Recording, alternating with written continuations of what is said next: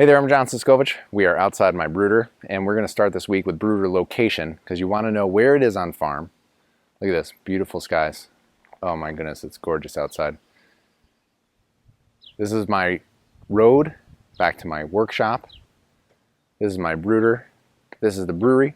We're going to talk about that in detail, why we put the brooder here, what benefits do we get from that, and what lessons you're going to take from watching this video.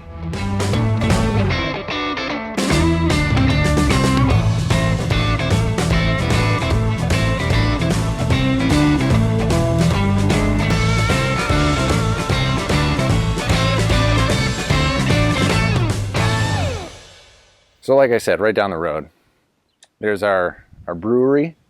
There's the new addition we put on for the canning line. It's got a blue tarp over the door because our door is on back order because pandemic. This is our storage building, little storage container, old chicken coop, place where I keep all my freezers and my feed, and then my brooder, which we know it's the brooder, and I can tell people to check the brooder because it has a nice big sign that says brooder on it.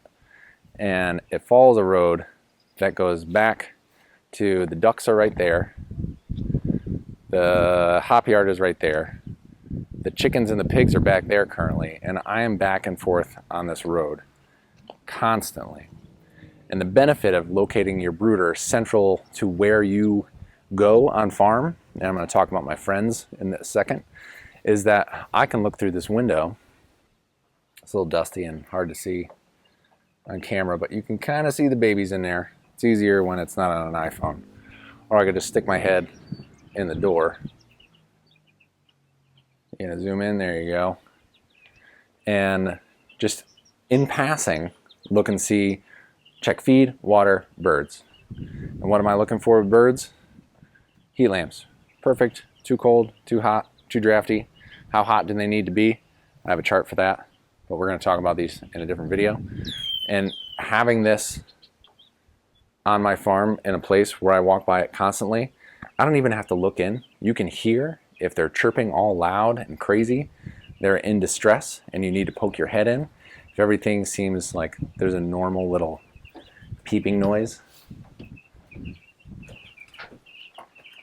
they're just kind of relaxed. And that ability to keep an eye on my babies, to actualize on my management practices and see if I am properly optimized for happiness. Is that true? Is there a draft because I'm shooting YouTube videos and I have the door open and I should close it because now the temperature is starting to cool down as the sun is setting? Yes, that's true. They don't seem too upset by it, so I got a few more minutes to finish up this video. But location's everything.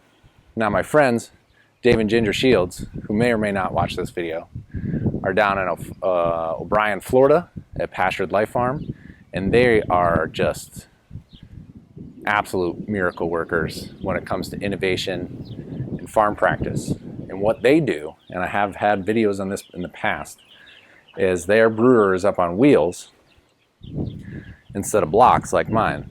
So when I move my birds out, I have to put them in crates and move them out into the field. Dave and Ginger and their kids have their brooders up on wagon running gears. So when it's time to load the birds out in the field, they drive the wagon out into the field right to where the chicken tractor is waiting and all set up so that the birds have the least amount of stress possible. And then they have a really crazy innovative way of dropping all these shavings out. I have to shovel it out and then blow it out with a leaf blower, which, let me tell you, is a very dirty task. But the benefit of them having it up on wheels is that they can park it right near their house, and when they have like 500 birds in the brooder, Dave and Ginger can hear whether or not those birds are distressed, whether everything is going well. They can walk out on their back porch and listen for it, or walk into their backyard and look at the birds. They can send a kid out to check on the birds because their kids are also like super geniuses. Accessibility is the name of the game. Now, John, I have a job in town.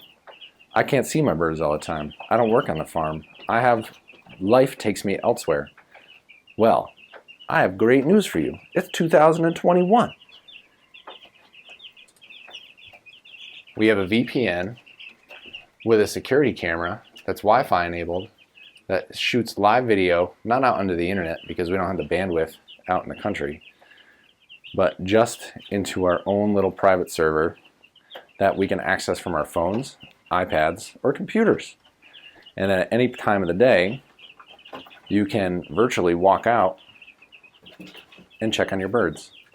I'm not going to recommend a system for doing that just yet because there are multiple out there, and we bought these cameras like 6 years ago, so they're a little dated.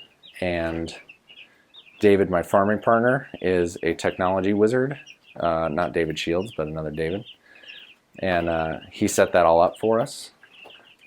But what I will say is the camera access is nice to have, and the ready visual access from the windows and the road outside is nice to have.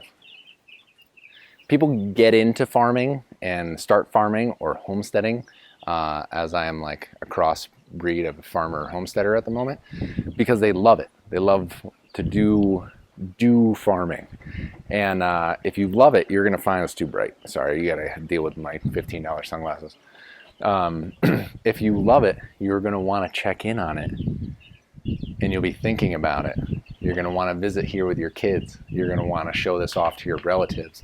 You're going to want your customers to come by and see how good of a job you're doing while you're farming. And you're going to want to sit outside and decompress from your office job, your day job, your Zoom meetings, your internet stuff, the rest of the world, and relax and just take a moment to make sure that the birds are okay. I hope you guys are okay. I hope you have a great rest of your day. Until next time, I will see you out in the field.